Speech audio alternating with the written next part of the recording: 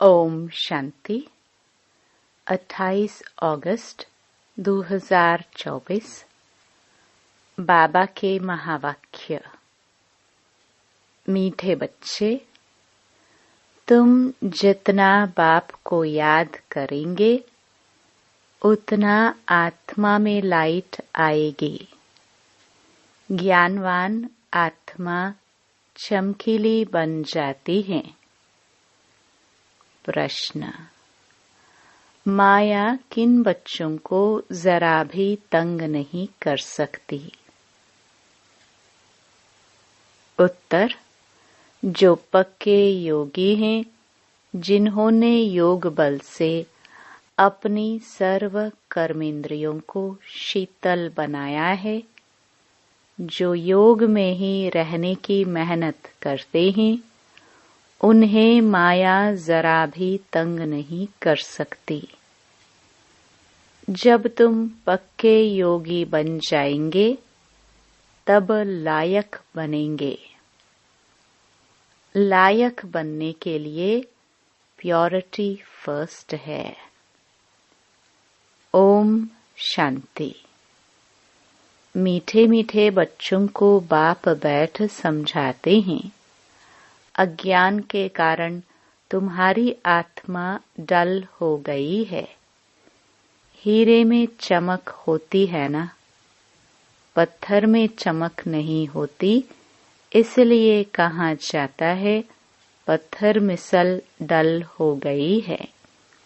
फिर जागती है तो कहा जाता है यह जैसे पारस मणि है। अब अज्ञान के कारण आत्मा की ज्योति डिम हो गई है, काली नहीं होती है। नाम यह रखा हुआ है, आत्मा सबकी एक जैसी होती है। शरीरों की बनावट अनेक प्रकार की होती है, आत्मा तो एक ही है। अब तुम समझते हो हम आत्मा हैं, बाप के बच्चे हैं। ये सारा ज्ञान था, वह फिर धीरे धीरे निकल गया है। निकलता निकलता आखिरीन कुछ नहीं रहता तो कहेंगे अज्ञान। तुम भी अज्ञानी थे, अब ज्ञान के सागर से ज्ञानी बन जाते हो।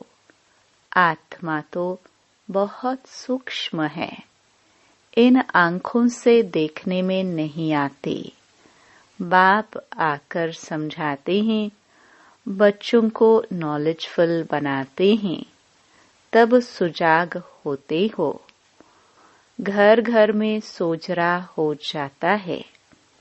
अभी घर घर में अंधियारा है, अर्थात आत्मा डिम हो गई है। अब बाप कहते हैं मुझे याद करो तो लाइट आ जाएगी, फिर तुम ज्ञानवान बन जाएंगे।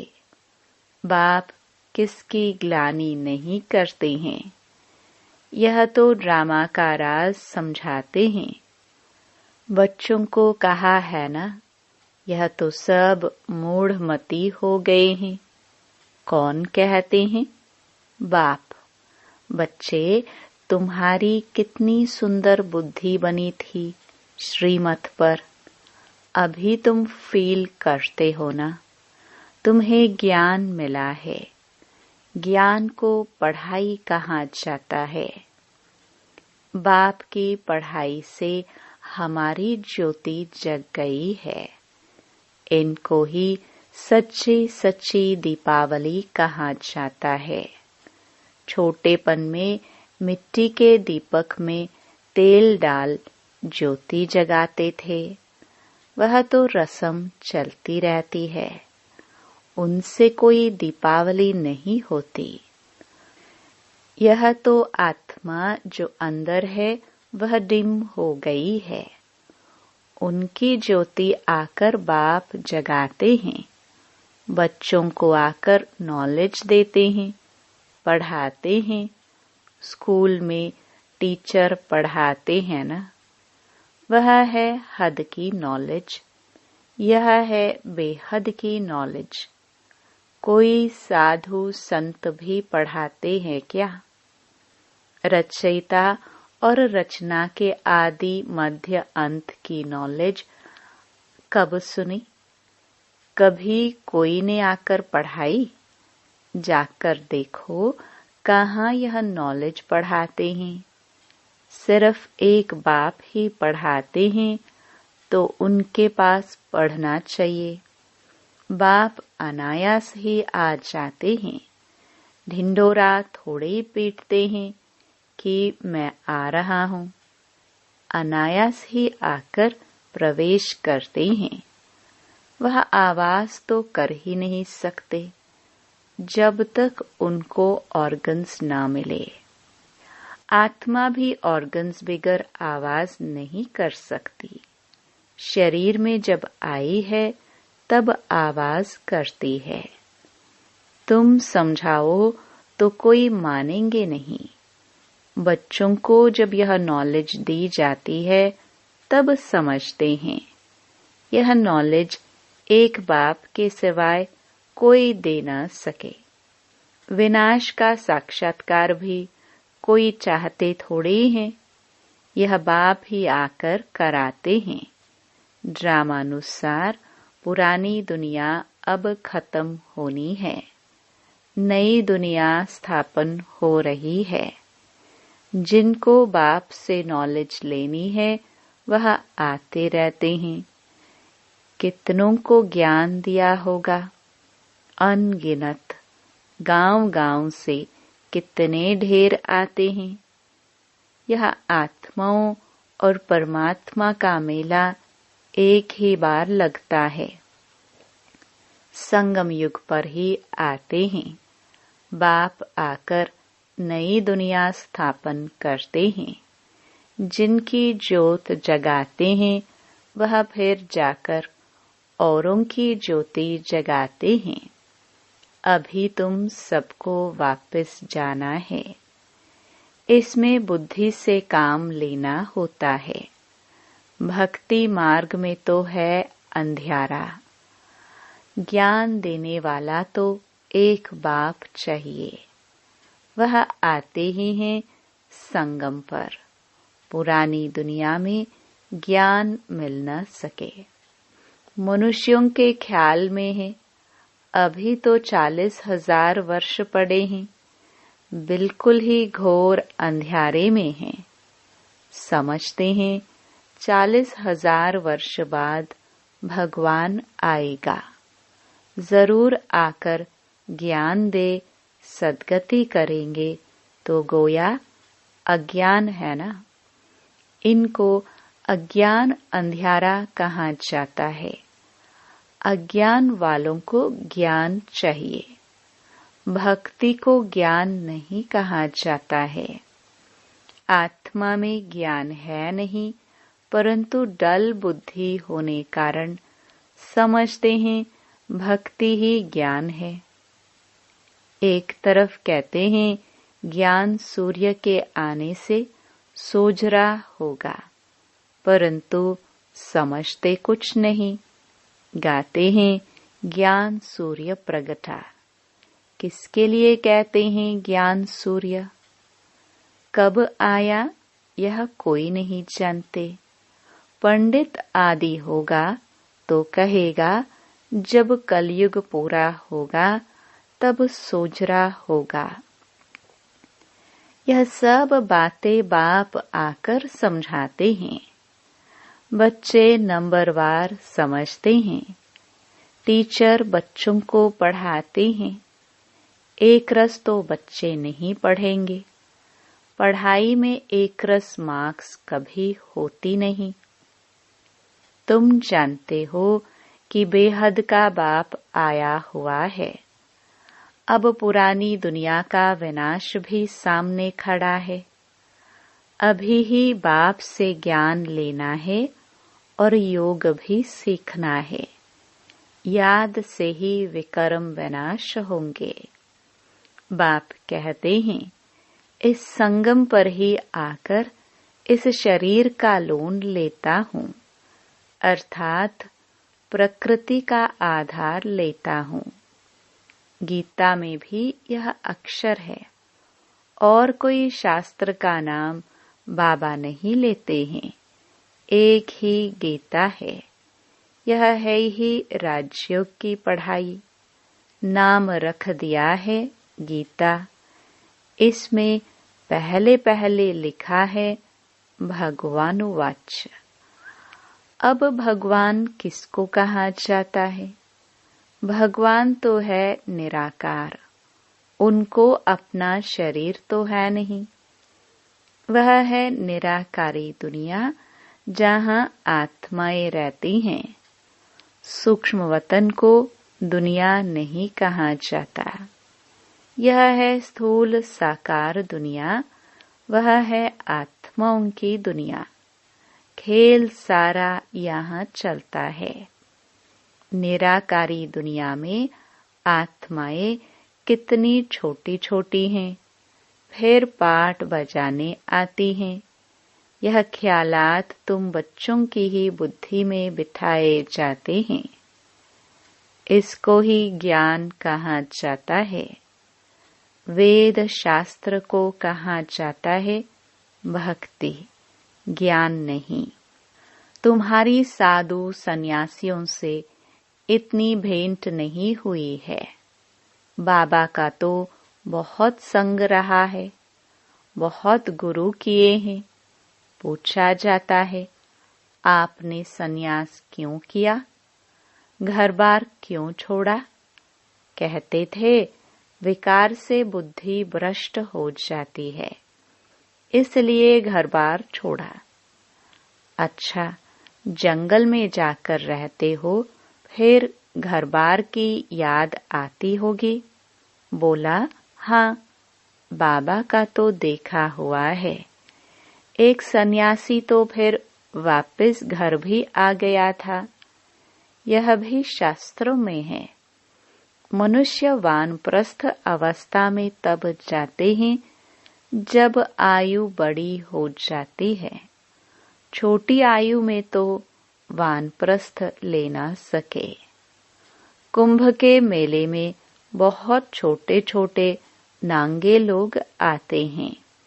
दवाई खिलाते हैं, जिससे कर्मेंद्रियां ठंडी पड़ जाती हैं। तुम्हारा तो है योग बल से कर्मेंद्रियों को वश में करना। योग बल से वश होते होते आखिरीन ठंडी हो ही जाएंगी। कई कहते हैं, बाबा माया बहुत तंग करती है। वहां तो ऐसी बातें होती नहीं। कर्मेंद्रिय वश तब होंगी जब योग में तुम पक्के होंगे। कर्मेंद्रियां शांत हो जाएंगी। इसमें बड़ी मेहनत है। वहां ऐसे छीछी काम होते नहीं। बाप आए हैं ऐसे स्वर्ग धाम में ले जाने। तुमको लायक बना रहे हैं। माया तुमको नालायक बनाती है, अर्थात स्वर्ग व जीवन मुक्ति धाम में चलने लायक नहीं। तो बाप बैठ लायक बनाते हैं। उसके लिए प्योरिटी है फर्स्ट। गाते भी हैं, बाबा हम पतित बन पड़े हैं, हमको आकर पावन बनाओ। पावन माना पवित्र। गायन भी है, अमृत छोड़ विष काहे को खाए। उनका नाम विष भी है, जो आदि मध्य अंत दुख देता है। यह भी ड्रामा में नूंद है। बाप कितना बार आए हैं, तुम बच्चों से आकर मिले हैं। तुम्हें कनिष्ठ से उत्तम पुरुष बनाया जाता है। आत्मा पवित्र होती है तो आयु भी बड़ी हो जाती है। हेल्थ, वेल्थ और हैप्पीनेस सब मिल जाती है। यह भी तुम बोर्ड पर लिख सकते हो। Health, wealth, happiness for 21 generations in 1 second। बाप से यह वर्षा मिलता है 21 जन्मों के लिए। कई बच्चे बोर्ड लगाने से भी डरते हैं। बोर्ड तो सबके घर पर रहता ही है। तुम सर्जन के बच्चे हो ना, तुमको हेल्थ, वेल्थ, हैप्पीनेस सब मिलती है, तो तुम फिर औरों को दे सकते हो तो क्यों नहीं बोर्ड पर लिख देते हो। तो मनुष्य आकर समझे कि भारत में आज से 5000 वर्ष पहले हेल्थ, वेल्थ थी, पवित्रता भी थी। बेहद के बाप का वर्षा 1 सेकंड में तुम्हारे पास बहुत आएंगे। तुम बैठ समझाओ, यही भारत सोने की चिड़िया थी, इन्हों का राज्य था। फिर यह कहाँ गए? 84 जन्म पहले यह लेंगे। यह नंबर 1 है ना, यही फिर लास्ट में आते हैं। बाप कहते हैं अब तुम्हारा 84 का चक्र पूरा हुआ, फिर शुरू होना है। बेहद का बाप ही आकर यह पद प्राप्त कराते हैं। सिर्फ कहते हैं तुम मुझे याद करो तो पावन बन जाएंगे। 84 जन्मों को जानकर बाप से वर्षा लेना है, परंतु पढ़ाई तो चाहिए ना। तुमको कहा जाता है स्वदर्शन चक्रधारी। नया तो कोई समझ न सके। तुम जानते हो स्व आत्मा को कहा जाता है। हम आत्मा जो पवित्र थी, शुरू से लेकर 84 का चक्कर लगाया, वह भी बाप बताते हैं तुमने पहले पहले शिव की भक्ति शुरू की। तुम तो अव्यभिचारी भक्त थे, बाप के सिवाय कोई समझा न सके।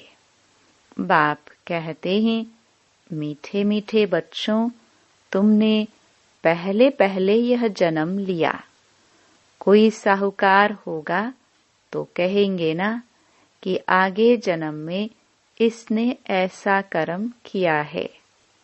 कोई रोगी होगा तो कहेंगे पिछले कर्म का हिसाब किताब है। अच्छा, इन लक्ष्मी नारायण ने कौन से कर्म किए? यह बाप बैठ समझाते हैं। इनके 84 जन्म पूरे हुए, फिर फर्स्ट नंबर में आना है। भगवान संगम युग पर ही आकर राजयोग सिखलाते हैं। अभी तुम समझ रहे हो कि बाबा हमें राजयोग सिखला रहे हैं, फिर भी तुम भूल जाएंगे। कर्म, अकर्म और विकर्म की गुह्य गति भी बाप ने समझाई है। रावण राज्य में तुम्हारे कर्म विकर्म हो जाते हैं। वहाँ कर्म अकर्म होते हैं। वहाँ रावण राज्य ही नहीं, विकार होता नहीं। वहाँ है ही योग बल, जबकि योग बल से हम विश्व के मालिक बनते हैं, तो जरूर पवित्र दुनिया भी चाहिए। पुरानी दुनिया को अपवित्र, नई दुनिया को पवित्र दुनिया कहा जाता है। वह है वाइसलेस वर्ल्ड, यह है विशियस वर्ल्ड। बाप ही आकर वेश्यालय को शिवालय बनाते हैं। सतयुग है शिवालय। शिव बाबा आकर तुमको सतयुग के लिए लायक बना रहे हैं। लक्ष्मी नारायण के मंदिर में जाकर तुम पूछ सकते हो, आपको मालूम है इन्होंने यह पद कैसे पाया, विश्व के मालिक कैसे बने? बाप कहते हैं तुम नहीं जानते हो, हम जानते हैं। तुम बाप के बच्चे ही कह सकते हो कि हम आपको बता सकते हैं इन्होंने यह पद कैसे पाया। इन्होंने ही पूरे 84 जन्म लिए, फिर पुरुषोत्तम संगम युग पर आकर बाप ने राजयोग सिखलाया है और राजाई दी है। उसके पहले नंबर 1 पतित थे, फिर नंबर 1 पावन बने। सारी राजधानी है ना, तुम्हारे चित्रों में सब क्लियर है। इन्हों को राजयोग किसने सिखलाया? ओंज ते ओंज है ही परमात्मा। देवताएं तो सिखला न सके, भगवान ही सिखलाते हैं, जिसको नॉलेजफुल कहा जाता है। बाप, टीचर, सतगुरु भी कहा जाता है। यह सब बातें वही समझ सकते हैं जिसने शुरू से शिव की भक्ति की होगी। मंदिर बनाने वालों से तुम पूछो, आपने यह मंदिर बनाया है, इन्होंने यह पद कैसे पाया? इन्हों का राज्य कब था? फिर यह कहाँ गए? अब यह कहाँ है? तुम 84 की कहानी बताओ तो बहुत खुश हो जाएंगे। चित्र पॉकेट में पड़ा हो, तुम किसको भी समझा सकते हो। शुरू से जिसने शिव की भक्ति की होगी वह सुनते रहेंगे, खुश होते रहेंगे। तुम समझ जाएंगे यह हमारे कुल का है। दिन प्रतिदिन बाबा बहुत सहज युक्तियां बतलाते हैं।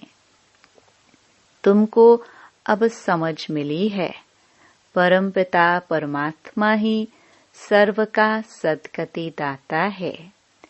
21 जन्मों के लिए सतयुगी बादशाही मिल जाती है। 21 जन्मों का वर्षा इस पढ़ाई से ही मिलता है। टॉपिक भी बहुत हैं।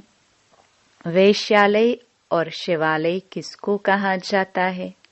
इस टॉपिक पर हम परमपिता परमात्मा की जीवन कहानी बता सकते हैं। लक्ष्मी नारायण के 84 जन्मों की कहानी, यह भी टॉपिक है। विश्व में शांति कैसे थी, फिर अशांति कैसे हुई, अब फिर शांति कैसे स्थापन हो रही है, यह भी टॉपिक है। अच्छा, मीठे मीठे सिखिलदे बच्चों प्रति मात पिता बाप दादा का याद प्यार और गुड मॉर्निंग। रूहानी बाप की रूहानी बच्चों को नमस्ते। धारणा के लिए मुख्य सार। पहला, अब उत्तम पुरुष बनने के लिए याद के बल से आत्मा को पवित्र बनाना है। कर्मेंद्रियों से कोई भी विक्रम नहीं करना है। दूसरा, ज्ञानवान बन आत्माओं को सुजाग करने की सेवा करनी है।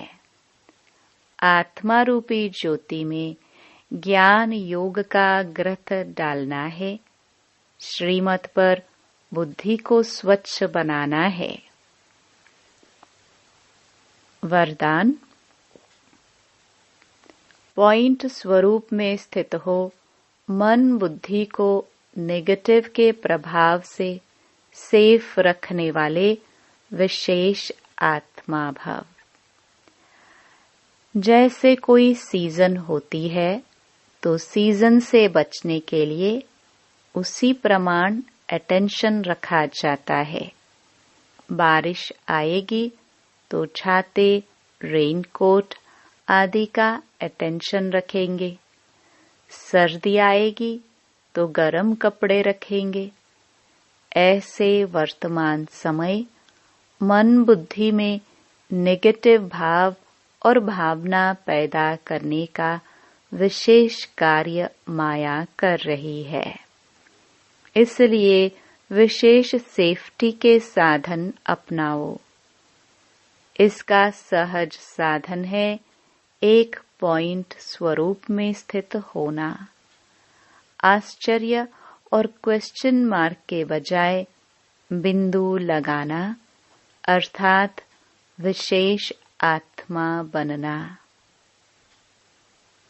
स्लोगन: आज्ञाकारी वह है जो हर संकल्प, बोल और कर्म में जी हजूर करता है। ओम शांति।